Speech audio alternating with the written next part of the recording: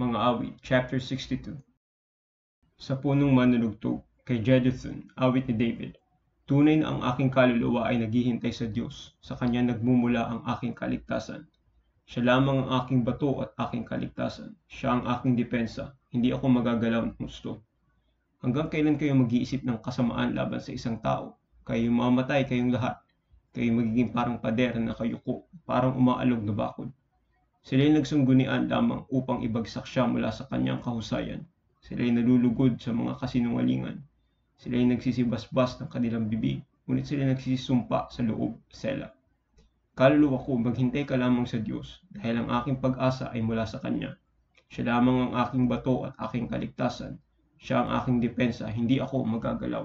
Nasa Diyos ang aking kaligtasan at ang aking kaluwalhatian.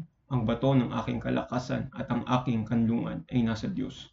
Magtiwala sa Kanya sa lahat ng panahon, kayong mga tao. Ibuhos ninyo ang inyong puso sa harap Niya. Ang Diyos ay kanlungan para sa atin, Sela.